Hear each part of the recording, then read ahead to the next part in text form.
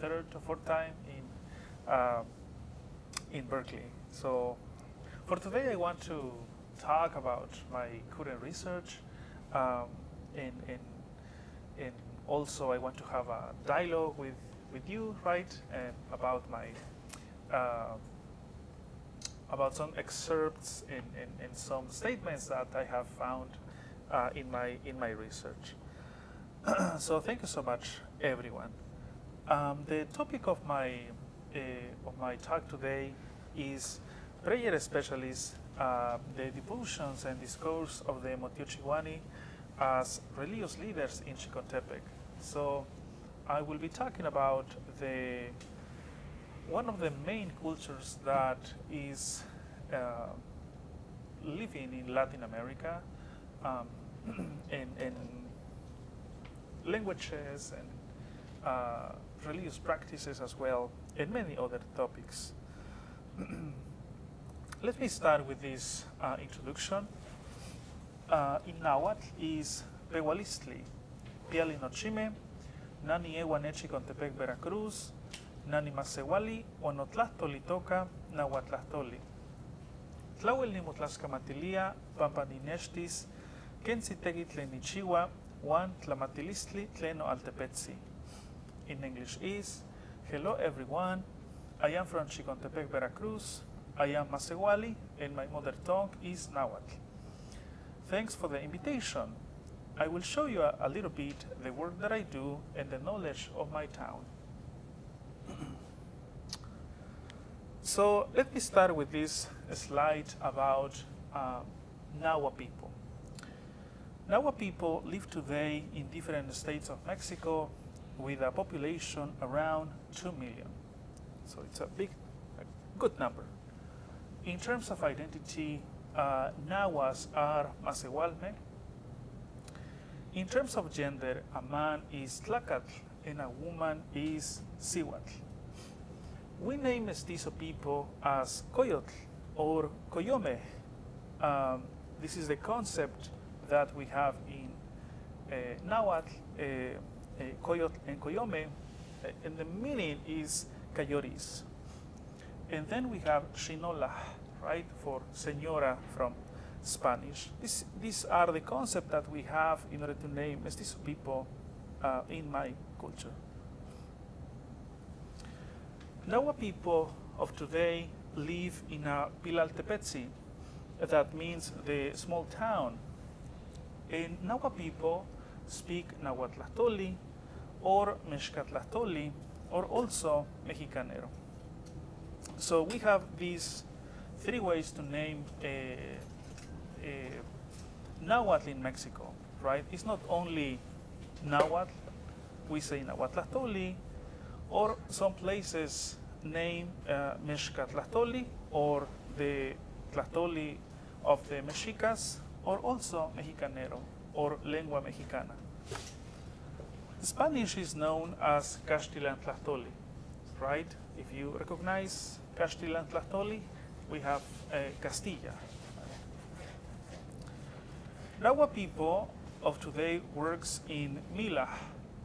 Mila is milpa in Spanish or the cornfield in English.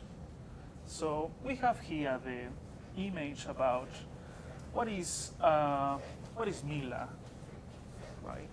It's this place, right? Is a cornfield, and in that place, basically, I learned my first lessons about how to work in the cornfield along with my father. Okay, so this is the map of Mexico, and for my research I am working in the north of Veracruz. So it's located in the east coast, in the north, right? In this, in the map, what is here in red, right? In the north, it's located my municipality. And we see also over there the municipality of Chicontepec, right? So this is the place, that is a place where I was born some decades ago. So this is another picture about Chicontepec, and this is the landscape that I took these pictures some probably last year when I was in Chicontepec. So it's green, right? So it's more or less flat, but in other places is hilly, right? And also we have mountains. For Nahua people, mountains, these basically are sacred places, right? Are connected with religion, with beliefs, right? The mountains for us are shrines, right? So people go over there, visit over there in order to make offerings for our gods. So in the same place, in this landscape in Chicontepec, inside of this forest, we have also Tetzacuali, right? We have Tetzacuali in Nahuatl, and that is in English pyramids, right? So also we have some places that our ancestors built or made these pyramids some years ago. Right now, for us, for Nahua people, these are sacred places as well. So with these pictures, with these images, where I have visit, so to me, this means that that place of the North Veracruz was inhabited by some people, right? Several centuries ago, right? So we have here the image of Kwamistontli, right? This is a kind of pyramid, like a hill, right? And I visited and I saw like how one stone is on another stone, right? So the name of this a kind of pyramid or hill is the Little Cat Mountain in English. Okay, so now I'm going to present my my family in Chicontepec. So we have here the sisters de la Cruz, and also Mr. Cornelio and his wife, right? All of these pictures are from our family.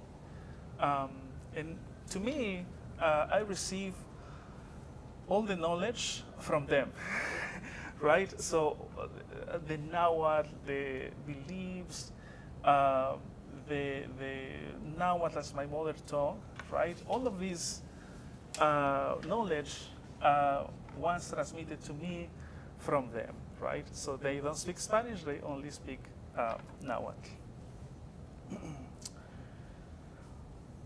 Okay, so now let me move on talking about the local religion in Chicontepec. So Christianity, according to the research that we have in the North Veracruz, the Christianity arrived in the indigenous communities in Chicontepec, Veracruz in the 1970s and 1980s, right? So at the end of the 20th century. So in those decades appeared the concept that is el costumbre, right? Some Nahua people that don't speak Spanish, and when I asked them, what is the name of your religion or what is the name of your beliefs, they say el costumbre, right? They don't have a name about our religion, and they are using a concept from Spanish that is the custom in English. So el costumbre is the name of the Nahua religion in Chicontepec. El costumbre, if you want to say that in Nahuatl completely, this is Tlaneltoquili. So Tlaneltoquili is this concept, and this means to believe in something. It's the concept that we have also for the Nahua beliefs that is practiced in Chicontepec. So, according to my research and the documentation that I have done in Chicontepec, the highest deity that we have in Chicontepec is named Chicomexochitl, right? Is Chicomexochitl like the divine or the divinity, right? And who is Chicomexochitl? First of all, Chicomexochitl, if you want to translate into English, appears the number 7 and flower, right? So the combination of 7 flower is Chicomexochitl, or the name of this divinity in the Nahua beliefs. And 7 flower is connected to kern, right? From this place where we work usually, right? In the mila, in the milpa, 7 flower is connected with this divinity, right? So now, as of today, in communities in the north of Veracruz, we continue believing in multiple deities, right? In several deities that we call Totiotzi, right? In Totiotzi appears a big concept that is Teotl, right? And Teotl is the divinity, is a divine, or how was translated by the Spaniards like God, according to the Christianity doctrine, right? So, but in our communities, we believe in multiple deities, and appears Tlitl, and appears also Tlali, and also appears Ejecatl. So if you know Nahuatl, it's easy this concept to recognize. Also, we have, after the Christianity, Tlacatecolotl, the owl man, right? That who was the Devo, right? And also, in communities we have, we consider as deities the thunders, right? That are connected to the water. And also, another concept appears in the Nahua beliefs, this concept of Malhuili, that is connected with sacred things, right, in the natural world. So about this concept, I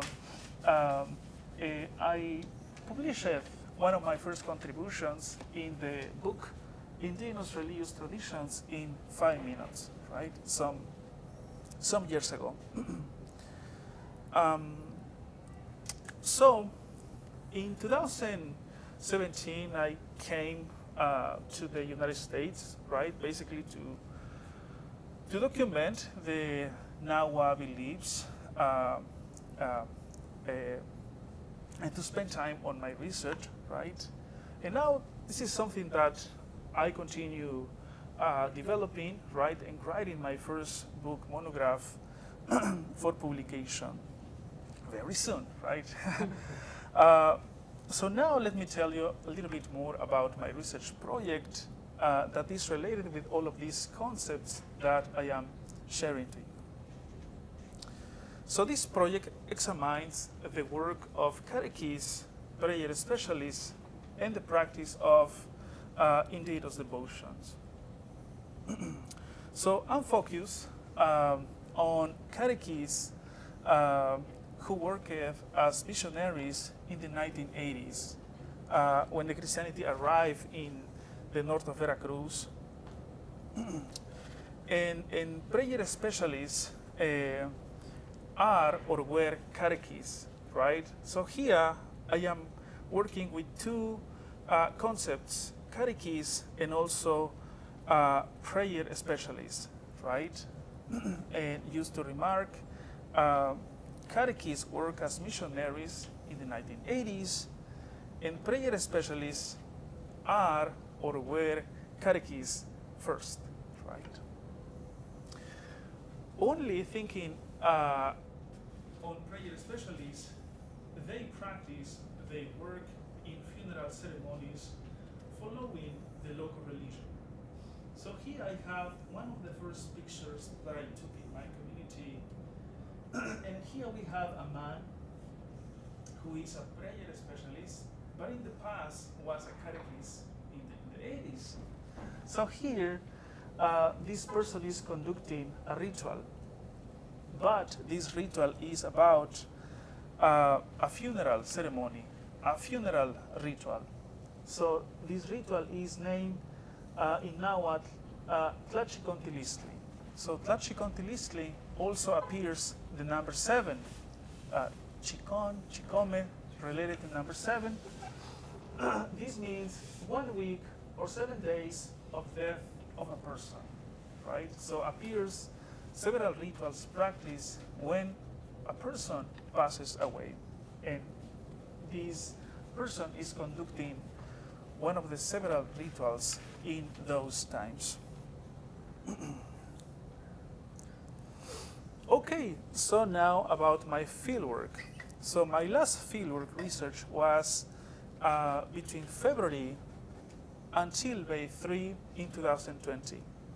So I collect ethnographic information through interviews in Nahuatl and Spanish. In catechists and prayer specialists, right, in my ethnographic work, they offered narrations about their life history that include the religious training, work in the community, relations with the Catholic parish in Chicontepec, and the practice and devotion of the Holy Rosary, right? So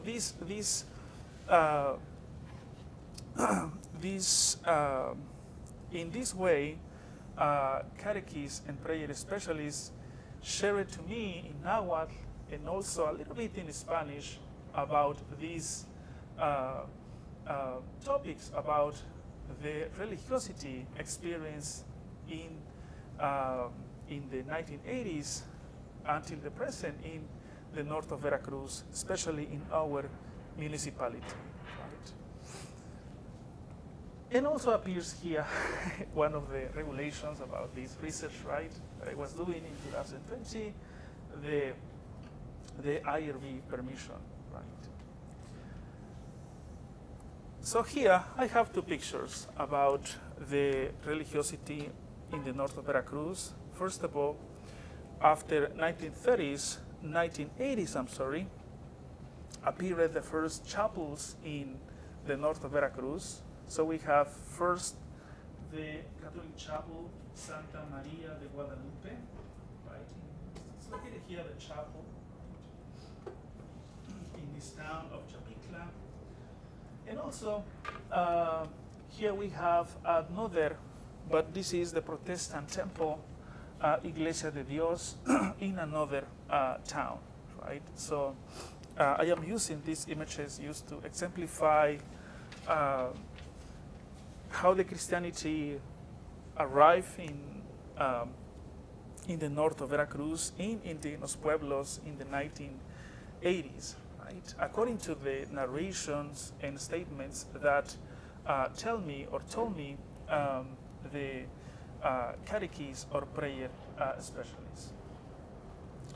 Okay, so who are the Motiochihuanih? So Motiochihuanih in Nahuatl are basically catechists and prayer specialists, right? These 2 people, right, named in Nahuatl are Motiochihuanih. And what means Motiochihuanih? Only thinking in Nahuatl.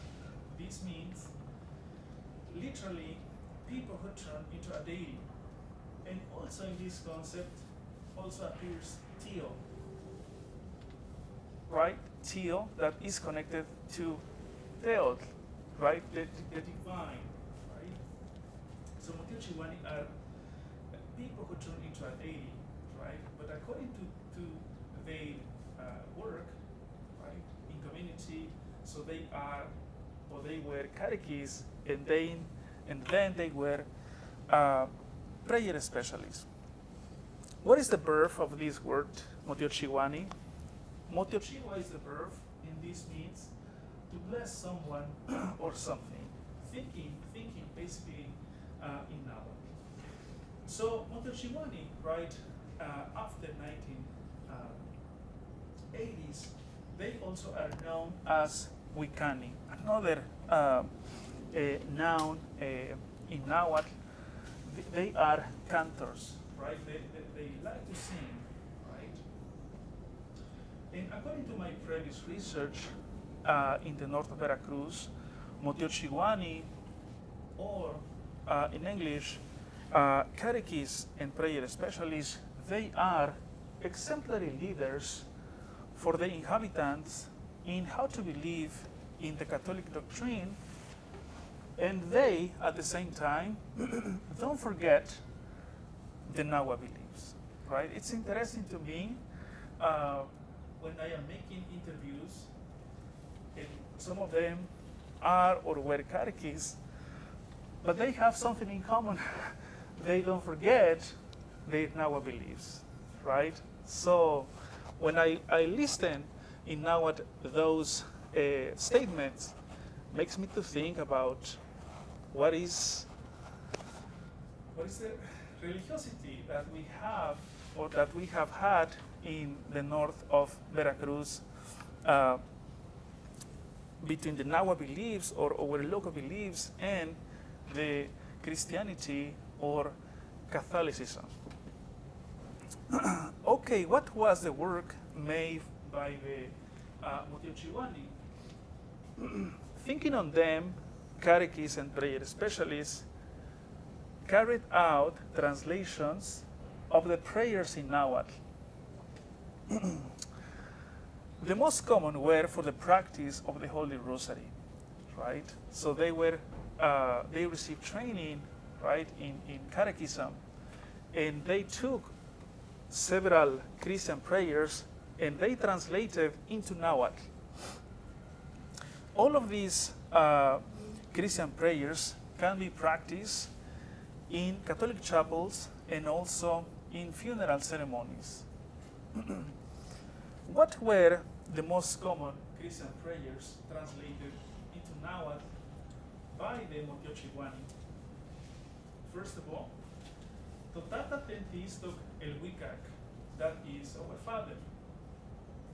Ipampa ni Machiwa, the sign of the cross. Chipilpaki Tonansi Maria, Hail Mary. Noteco Jesucristo, Nani Moyoltequipachoa, the act of contrition. Nani Moyolquitia, I confess. Na Nineltoca, Totiotsi, Totata, Crith, right? All of these Christian prayers translated into Nahuatl, right? All of these prayers are in the hands of the Motiochihuanih or catechists and prayer specialists, right? So they have all of these repertory of prayers that they used in the 1980s, right? I am not showing right now how is every Christian prayer, right? Maybe one day I would like to work much more on those prayers and also following or respecting their own authorship on those prayers. But let me continue about my research that I have done and making a difference between who is a catechist and who is a prayer specialist. Okay, here we have some differences and I think some similarities. The work of the catechist is a voluntary service. They say they receive tlamatilisli.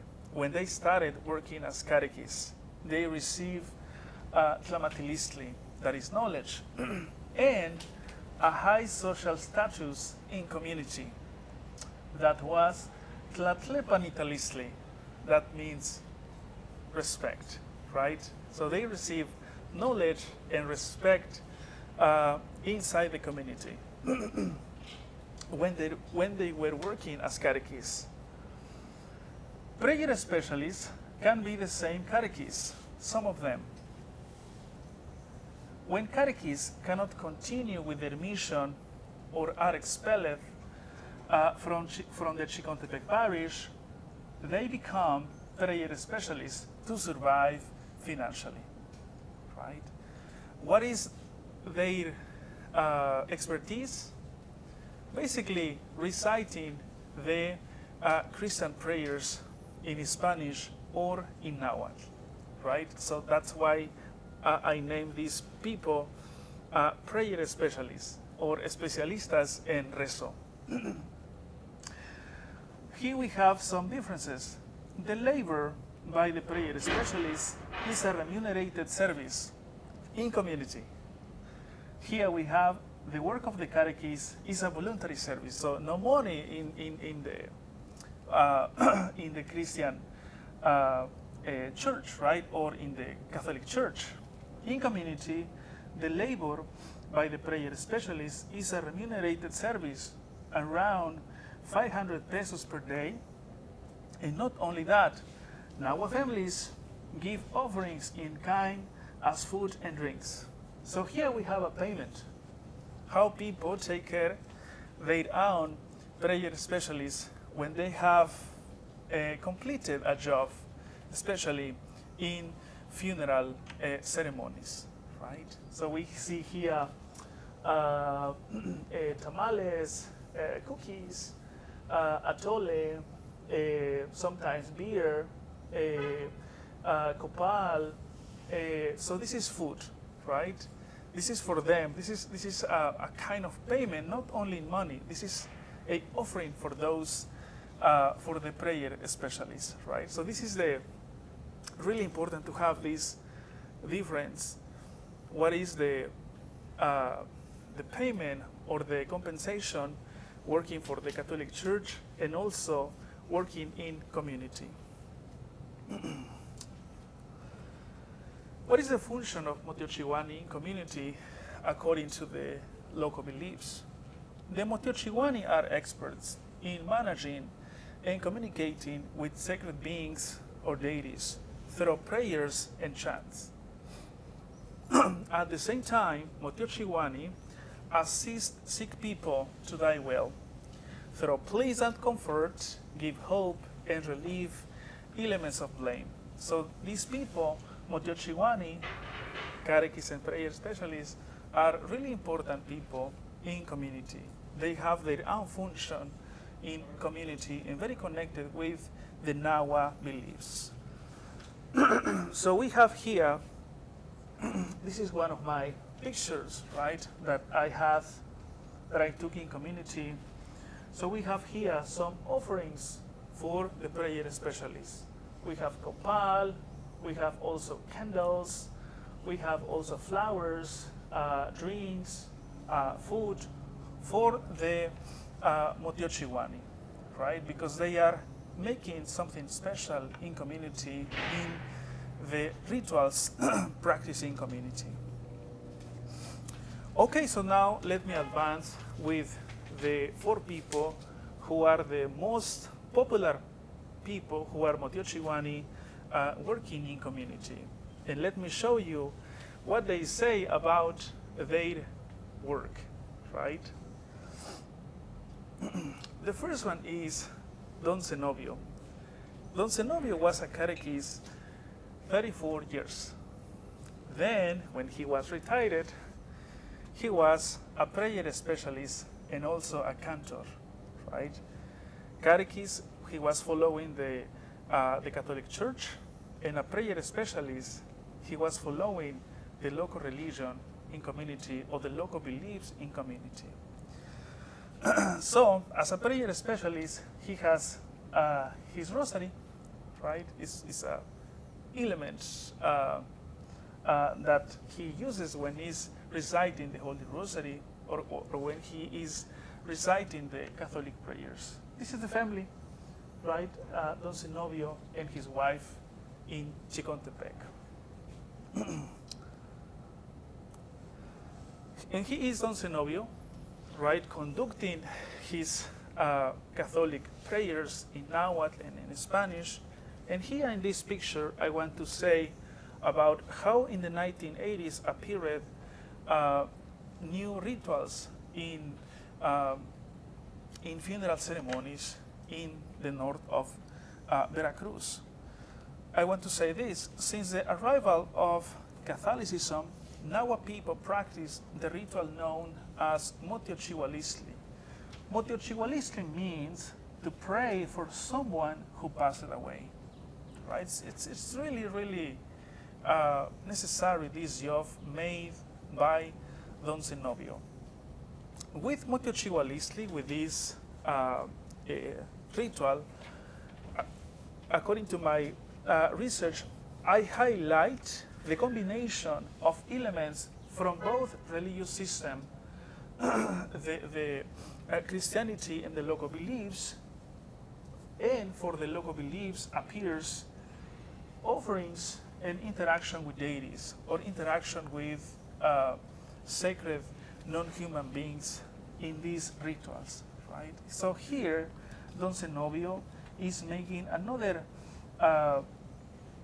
ritual, and this is named Tlaxihuitlihtli, right? Tlaxihuitlihtli, this means 1 year of death of a person, right? One person pass when passed away a person, right? And here, Don Zenobio is able to decorate an altar for that person who passed away, right? That could be maybe a father, a mother, someone from the community, right? Or maybe one member of our family, right? And he's able also to put in the altar the clothes of what that person was using in life, right? So here we see the clothes, and maybe appears the hat right here, right? So it's a man, right? And also when it's a woman, Mr. Zenobio is going also put the clothes of a woman who passed away, right? This is one way to remember that person who passed away. And this is the ritual Motiochihuanih. What Don Zenobio said about this job, according to my interviews in Nahuatl, and now I'm going to read in Nahuatl, use some excerpts. Don Zenobio's statement. Please follow my Nahuatl, and then, if you want, my English. Dios nechmakatokni, se don para manikin palegui Dios ikonewa, que ne nikin ma ihtotinemi, tlan para kinekin se velorio, tlan se akaja miki, pues nechimbitaró a pan rezos, como Dios nechmagakni tlanawatili, ashkana weli nikihtoa para ashkana nias. This is the first paragraph. In English is, God gave me this work. It is a gift, so that I can help to the God's children. For example, I go and say prayers for them, perhaps because they want to hold awake if someone has passed away. So they invite me for the prayers, and because God gave me this specialization, right? I like this work, Tlanawatili, that is related to specialization or his own expertise. He said, I cannot say that I won't go. And also Don Zenobio said, ni tequitic 34 años de catequista, no payo nicuic ni tlahlamiquilistli, ken ni quintiochiwa Dios iconewa. In English is, I worked 34 years as a catechist, and from that I took this knowledge, right, of how to pray for God's children, right? So for Mr. Zenobio work in community as being a prayer specialist is a specialization, and he took that knowledge when he was a catechist, right? So he's thinking on some benefits that he received when he was a catechist and how he's using in community, right? When he's a prayer specialist. The next participant is Don Adrian. He was a catechist 15 years. He's retired now. Then he was a adorador nocturno, who is a nocturnal worshiper per 15 years. And he's now retired. And now he is a prayer specialist in community, right? So we have here Don Adrian in his community. I do not have a lot of pictures from them, but when I am talking with them, I politely say, "Can I take a picture from you? Used to show you, I don't know, to my students or for my book, I don't know," but always respecting his permission, his way to say, "Yes, took a picture from me," right? So this is with respect from all of them. What is one of his main contributions that Don Adrian did in his trajectory as a catechist or a nocturnal worshiper and then a prayer specialist? So he translated completely the Holy Rosary, right? All the repertory of the Holy Rosary. When the catechists became prayer specialists, they were experts in the Holy Rosary, right? When the catechists became prayer specialists, they were experts in Holy Rosary. So this knowledge was learned when they were catechists, right? So Mr. Adrian, or Don Adrian, he has a name for the Holy Rosary in Nahuatl of today. In Chicontepec, it is Tlatzquintli Xochinimahtoli, thinking on the Holy Rosary name. So we have here the glossing, Tlatzquintli Xochinimahtoli, right? Xochi, flower, right? If we translate this name for the Holy Rosary, thinking only in Nahuatl, this is a prayer as a bouquet of flowers, right? I don't know, it's nice, this name that Don Adrian did. This was not new. In central Mexico in the colonial period also appeared another name for the Holy Rosary, and this was Teocuitla Xochicoscatl. Teocuitla Xochicoscatl. We have here the glossing. Teocuitla Xochicoscatl also appears Xochi, flower. And thinking in Nahuatl is a golden flower necklace, right? In how to name the Holy Rosary. So these people, the prayer specialists, were thinking in Nahuatl in how to use the Christian prayers in their own local religion.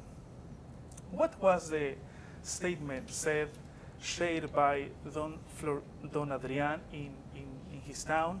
He said this: in my fieldwork of 2018, Don Adrian expresseth, mestizo catechists from Catholic Church discredit the deities and the religious practices from Tlaneltoquili, or the Nahua beliefs. He argues that there is a continuity of beliefs, the local deities, and the ritual practices from the ancestors in his community, right? Because Don Adrian respects a lot his ancestors who also spoke Nahuatl. And he also commented about the Holy Rosary, and he said, "This learning is not lost. I take it with me. It is what I learned. I can do the Rosary in Nahuatl and Spanish. There are things that no one can take them away from you. God gave you them, and He can take them from you." It's very powerful, this speech, this discourse said by Don Adrian, because he's thinking on his expertise in the Holy Rosary, right? He took when he was a catechist, and now working in the community, he is using the Holy Rosary for other purposes, but especially for the funeral ceremonies. Okay, the next participant, who will be the third? Okay, here appears a woman.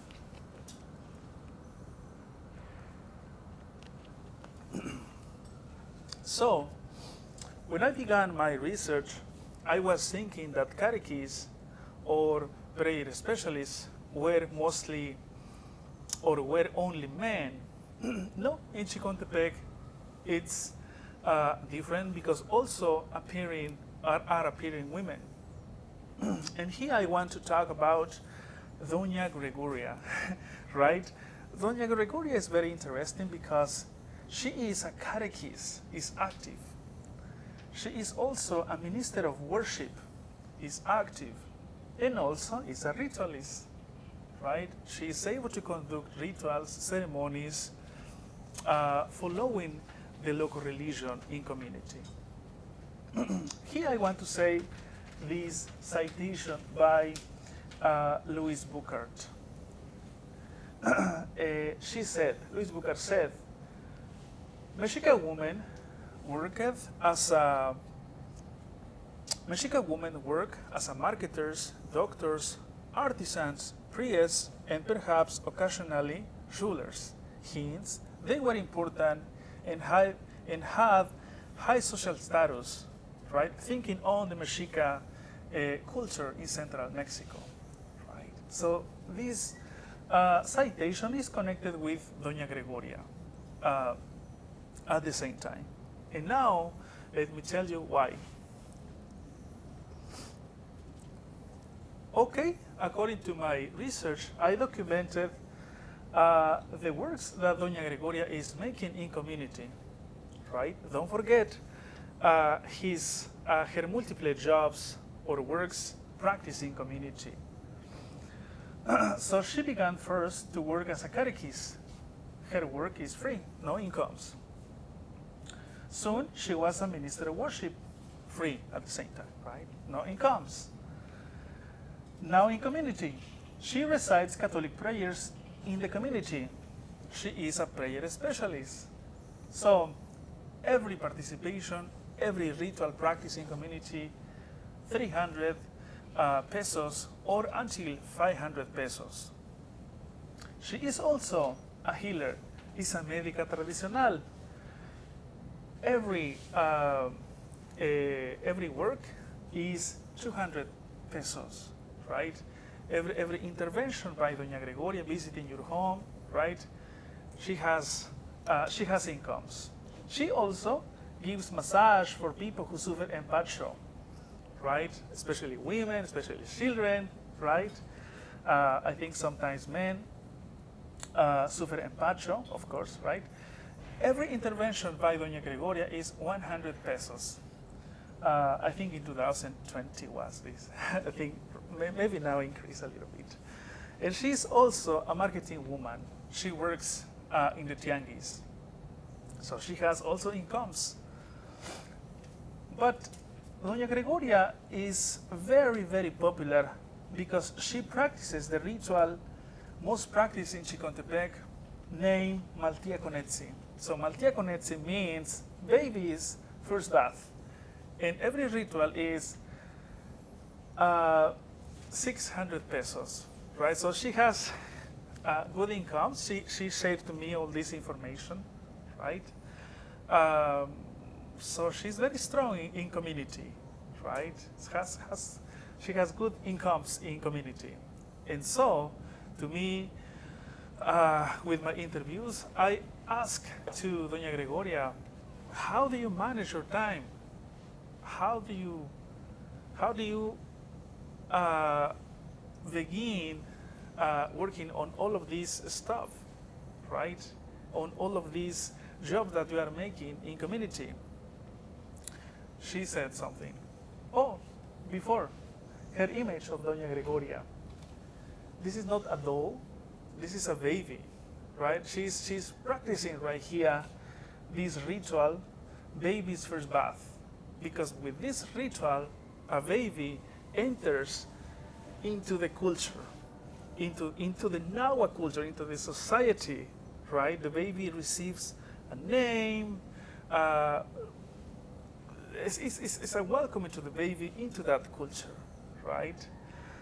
So he's practicing that ritual, Doña Gregoria. And she said this statement, I have to. Okay, first of all, in Nahuatl, ni te kiti para na, wan para no familia. I'm going to start in Nahuatl. Ni te kiti para na, wan para no familia. Nani chiwa miak trabajo. Ni chiwa pan, ni chiwa tamales, ni chiwa albóndigas, barbacoa. No chicuali ni wali. In English, S is I work for me and for my family. I do several works. I make bread, I prepare tamales, I prepare meatballs, barbacoa. I can do everything. And she also said, Nikita Jesús se vuelta, ni temiji, nechtokashti, kihtoa, ni mitzpan ni momatlalia, porque tate quien visitaros enfermos. No, pero nash ni huele ni clia, porque yo no estoy estudiada, yo nomás segundo año de primaria. No importa, con lo poco que sepas, con eso basta. Hicieron el Chile, completely. This is Doña Gregoria Discourse in Nahuatl, right? In English is, one time I saw Jesus, I dreamed of him. He called me and said, I put myself in your hands because you will visit the sick. No, I can't, I told him, because I do not have studies. I only complete 2nd grade in elementary school. It doesn't matter. With your little knowledge, that's enough. That was what he told me. Doña Gregoria's speech, right, about her energy demonstrating on her multiple jobs making in community, right? So she said she dreamed Jesus, and she received knowledge, training, and the expertise by Jesus, right? Something interesting is that she received that message or that communication in one way that is very common thinking in Mesoamerican communities or indigenous communities of today. They receive knowledge and training through the dreams, right? So this is very similar how happened in Doña Gregoria's experience. So the last participant is Don Florian. Don Florian was a catechist per 28 years. He's retired, and also he was a minister of worship. He's also retired, and he is active being a prayer specialist and a cantor in community, right?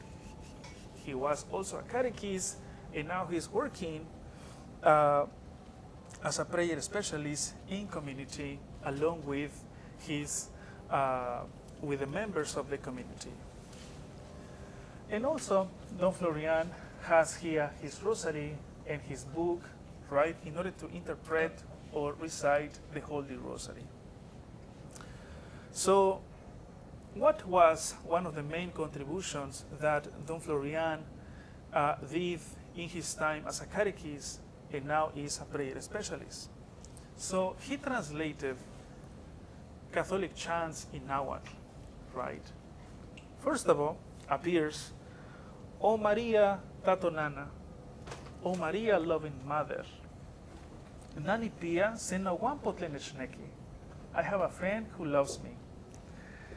Shiwala Tawanya Shinehnemi, come with us for a walk. Niyolpaki Kemanechilige, what joy when I was told. And one of his favorites by Don Florian, it was La Guadalupana, right? He said, oh, it's La Guadalupana, but how he names in Nahuatl, Nepa el Huicar se yejectzi yohuatzinco, right? It's the first sentence of the chant La Guadalupana in Spanish, right?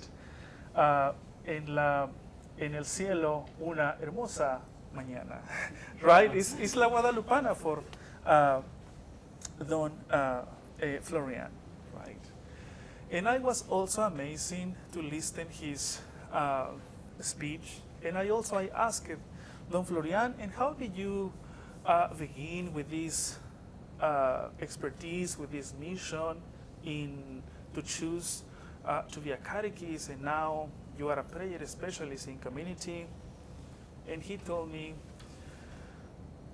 some statements. So we have two statements. First of all, Nahuatl. The first.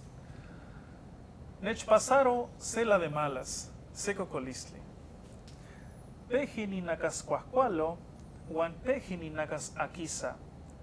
Ni yajine tiopa, ni kita tu padre, ni clia ni niki ejimisa, pampanani mokokoa, wan kichihi ejimisa, wan yoshnimatki kemanihi ni nakaswahi. In English is, I got sick with an illness. My ears started to hurt and pus began to come out of it. I went over to the church to see the father. I told him I wanted 3 masses because I was sick. And he performed the 3 masses, and I didn't even notice when my ear got better. So he said that statement and how he had a first approach to the Catholicism in Chicontepec. And I have another statement by Don Florian. He said, something common experience in Nahua communities. Desde 19 años, pejini tlaoni, like to drink alcohol. Desde 19 años, pejini tlaoni, Juan Nikaji ayugnitlaonik, pan 1978. 38 años nipiaya, Juan Nikaji nopawino. Ayuhana nikonik, pampa nechkwaji se loco chichi. In English is, when I was 19 years old, I began to consume alcohol. And I gave it up, and I didn't drink anymore in 1978, right? I was 38 years old, and I gave up alcohol, and I didn't drink anymore because a rabid dog bit me, right? So this is the problems that Don Florian had, right? Especially with alcohol, drinking aguardiente or drinking vino, and also he had an accident with a dog, right? And so he went to the hospital, right? And so, approaching 1978, right? The Christianity was arriving in Chicontepec, and he decided to be a catechist in one way to leave the alcohol, right? So now thinking about these statements shared by Motiochihuanih and prayer specialists, I have some final reflections about these slides, and we could talk much more. So the contact between the Nahua beliefs and Christianity is a process that makes Nahua people protect their own religion associated to their ancestors, right? What I see with these statements is that these statements are connected with the ancestors who also spoke Nahua people in Mexico, right? Thinking into the last centuries. And also, the work practice by the Motiochihuanih is multiple. It's not only one job that they have. They practice religious work. Several rituals are appearing in our villages. With their discourse, it's possible to give evidence our religion is alive, is creative, and persistent, right? So one of the main sources that I am using in my research is basically to document the Nahuatl, right? To document our mother tongue and thinking also on the Nahua beliefs that are preserved in the Nahua communities that is existing along with the Christianity, thinking in Mexico, not only in the 20th century, since the 16th century, in the time of the encounters between people from the Americas and European people. And the Motiochihuanih set an example for the religious communities that reflects a non-violent resistance to Catholicism, right? They are tolerant to the Catholicism, right? They wanted to have a work for the Catholic Church, but at the same time, they don't forget their local beliefs, and those beliefs that were connected to their ancestors. So the catechists model strategies for the coexistence of the Nahua religion close to Catholicism in Mesoamerican lands, right? I really wanted to mark these Mesoamerican lands because the north of Veracruz always has been inside of a Mesoamerican land. And this is one example of how these people are in interaction with the Christian beliefs or the Christian doctrine, right? And how these communities are surviving in colonial times and also in the present time, right? That it's not easy for them. Well, so my last slide is basically to say Tlascamati. Tlascamati means thank you in English, right? And my advice for everyone is learn about Mesoamerica and its communities. Tlascamati. Thank you so much.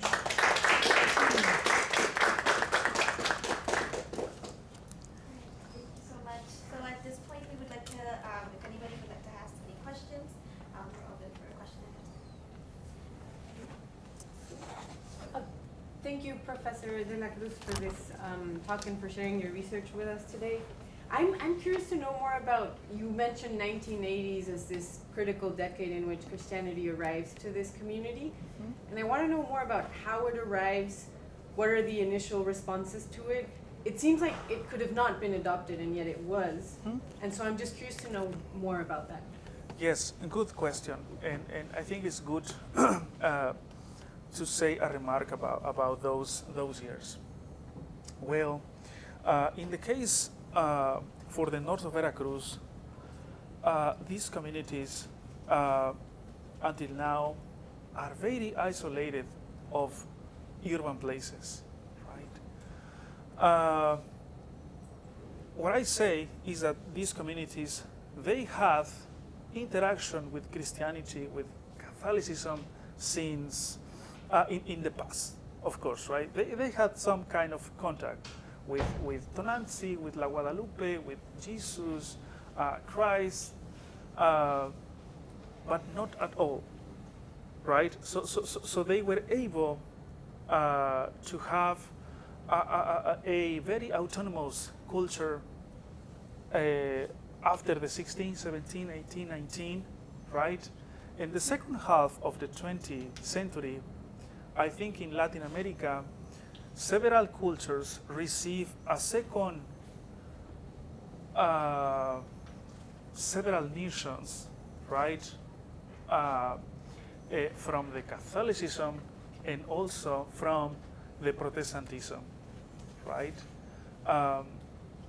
Probably for the communities in Chicontepec, the Catholic Church began much more instruction, much more a more systematic instruction in the 1980s. After the first trip to the to the Pope John Paul II, and he said, "México sabe rezar," right?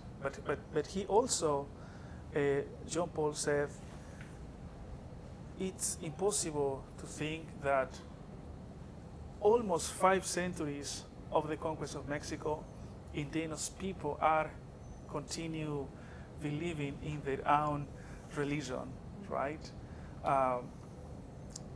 But of course, I think the 1980s in other places in Mexico, they also receive much more instruction, much more missions from the Catholicism, and also from the Protestantism, mostly from the United States.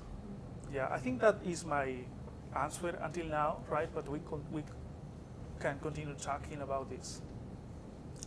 Thank you. Yes.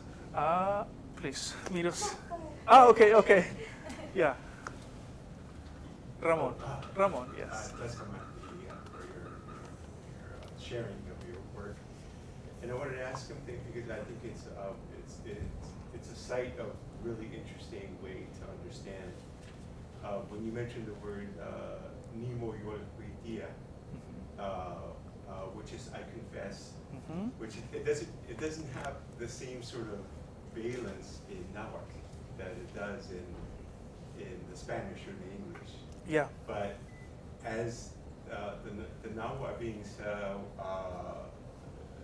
such generous and flexible people allow that concept of I confess, but Nemo Yoripiti, me telling you my heart is not the same.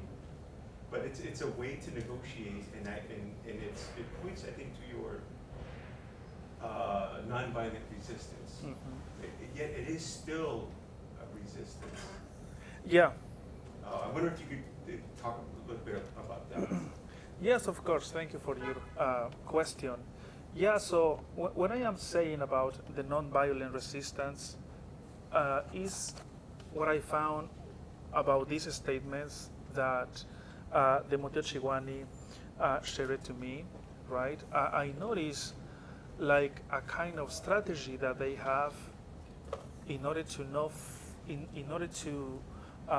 not fight with the Catholic Church, but instead of that, how it's much better to protect their own beliefs, because they know that the Catholicism is a judging institution, and the Nahua beliefs, of course, it's big, but it's a minority group at the same time. What I see is that they are they are pursuing to protect their own beliefs, right?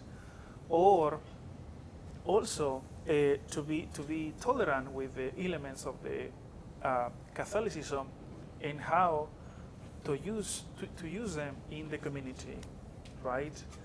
What I see is that it looks like they are Catholics, and also they have this Masewali thought, right? They are Nahua people, right? But it looks like they have they are living with two religious systems that at the same time is mixing, but according to these statements, they are separating at the same time. They know what is Catholic, they know what is, I don't know, from us, right? Of course, el costumbre, right? What is the legacy from the ancestors, right? This is what I could say, Ramon. Of course, yes. What has been the reaction from the Catholic Church in the area? Like, if there's any like bishops or archbishops?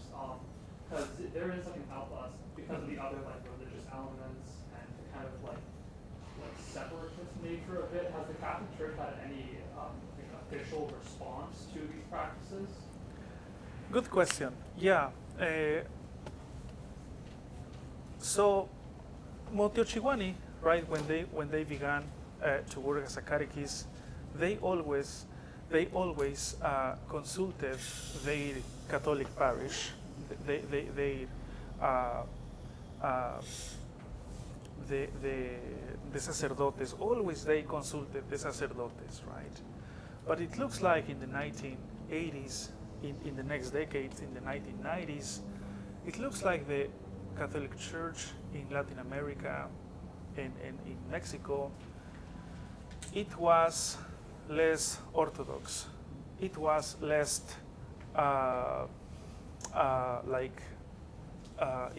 it was less strong with people, right? I think the reaction much more that they were much more strong with indigenous people. It were the several denominations that arrived in the north of Veracruz, right? Because believing or being a Catholic or a Nahua person, they have the chance to have their own beliefs.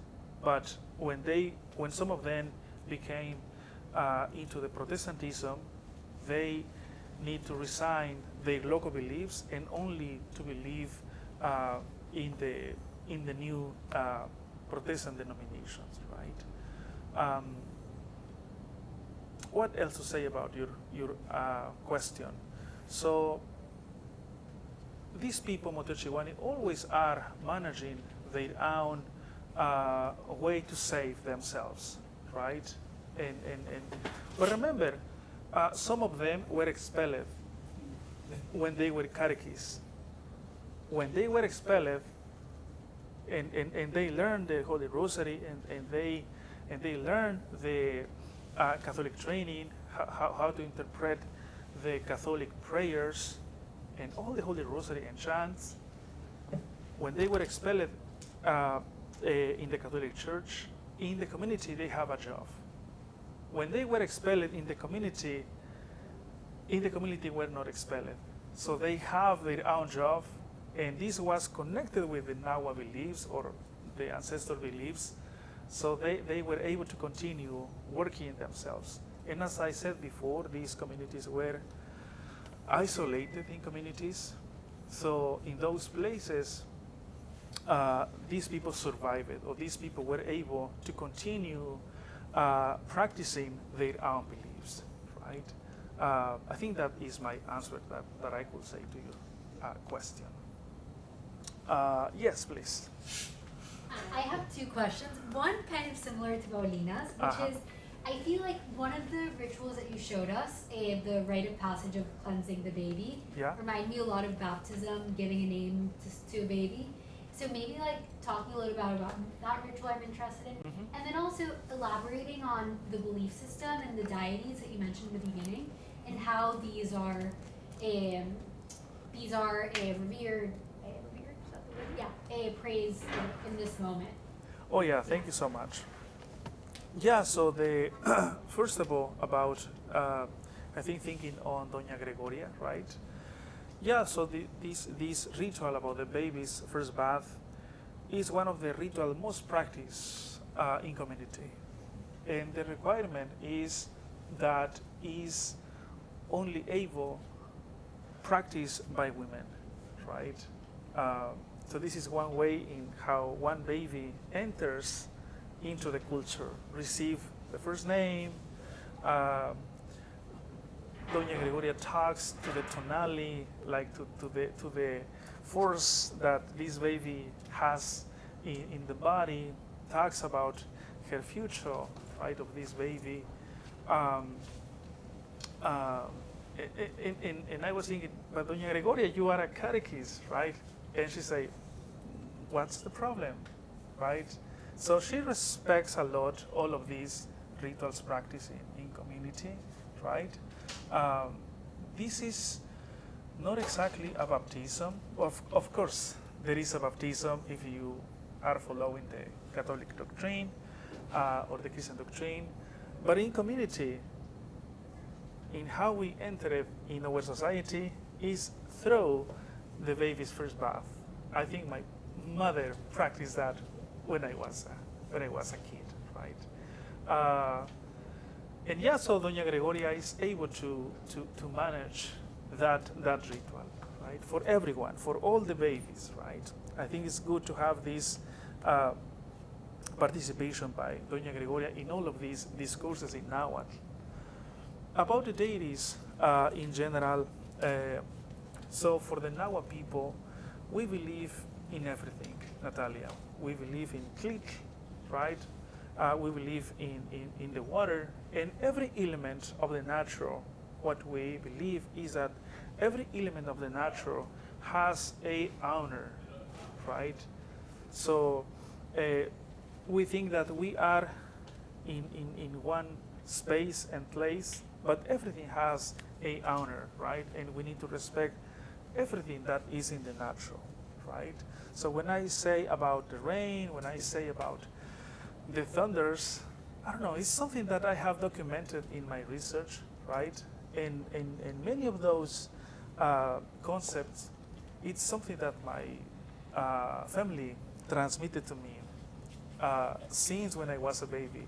So, as I said in my first slide, this knowledge that I am sharing to you, I did not take in a book, right?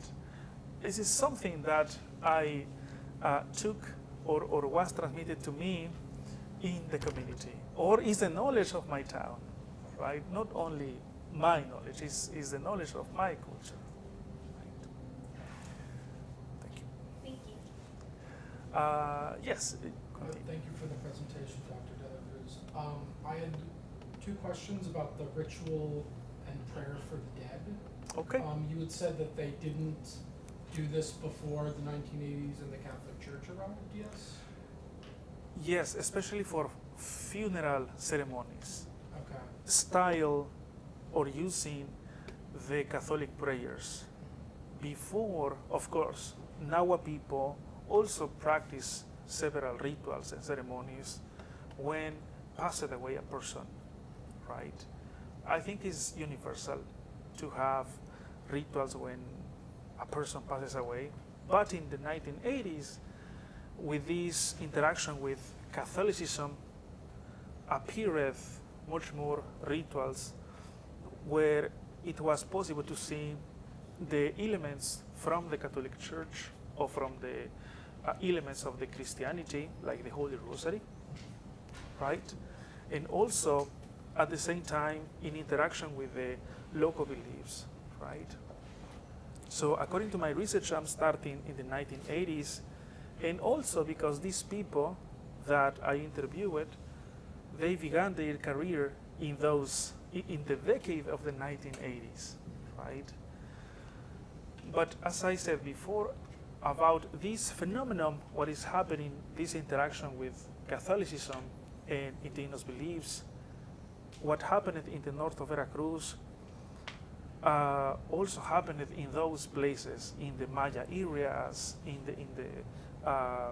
the areas of Chiapas or in Guerrero, right? This is one example what happened in the north of Veracruz in those decades of the 80s. Yeah. So I was thinking, Catholic rituals and prayers around death have a lot to do with this theme of intercession and the soul and the various Catholic afterlives. I was wondering, what is it people practicing Nahua religion hope happens when they perform this ritual for the dead? Oh yeah, it's a big question, right? What I could say is that when a person passes away in community, participate all the community, right? Because one person passes away, or when there is a baby, for the baby's first bath, participate all the community, because there is happiness in one hand, on the other hand it's sadness, right? But it's participating all the community. What I want to say is that when in the Nahua life, for every person, we are in interaction with several rituals, right? And many rituals also, they have their own specialists, right? And thinking on when a person passes away, when a person is at home, passes away in a day, in a normal day, Nahua people is celebrating in the first year maybe more than 7 rituals, and each ritual has a name. Well, in a period of 7 years, several rituals are appearing, because what we think is that when a person passes away, that person is like traveling in one way. Well, our ancestors said, we go to the Mikla, like the place of the death, right? Yeah, I think with our intervention with the Christianity, some people say we go to the Mikla, some people say we go to the paradise or the sky, but the most common idea is that when a person passes away, women or man, that person is traveling into one place. And people who are like the survivors, our obligation is to remember them in several ways. Yeah, that is my comment. Yes. My name is Aneli. In my pueblo, Oaxaca, Uh-huh. there is almost like a tension between Catholic and Protestant individuals, but even though they don't see eye to eye on their beliefs regarding Christianity, they still practice the same Mesoamerican rituals. Yeah. So I'm wondering is there a relationship between those two, Catholic and Protestant individuals, or if in this pueblo in northern Veracruz, do they also practice those same rituals, even if they believe in different creencias? Creencias, right. Yeah, what is happening in the last decades in the north of Veracruz is that indigenous people are in interaction, especially with Christianity. And Christianity, I mean Catholicism, and they say, I am Catholic, right? But I don't practice Christianity, right? On the other hand, also are the Protestant denominations like Agua Viva, several denominations, right? So what I have seen is that these two big religions are incompetent each other incorporating or trying to incorporate more souls into their own group, right? Especially for the Protestant denominations, right? Because it's more or less new for them, right? But what I see is that people like Nahua people, right? They always try to protect their own beliefs, right? They always are trying to live with their own religion, right? And sometimes maybe in the future they will be accepting some elements of the Protestantism, right? Like happened with the Catholicism in Mexico, right? But with these people, with the prayer specialists and catechists, what I see is that they know very good what is their own thought or the practice or the legacy that was transmitted by their own ancestors, right?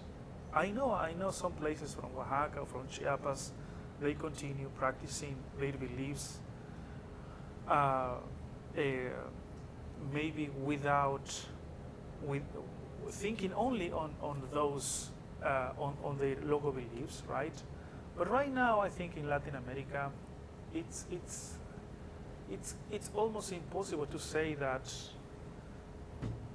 they have no interaction with other religion, with the Christian religions, right? But my goal, right, has been to document what survives in the Nahua religiosity. And one of the main sources, what I have is the Nahua language, that they speak their language, because in their language exists the Nahua religion as well. Thank you to you. So we're going to close off here. If you all are interested in continuing talking to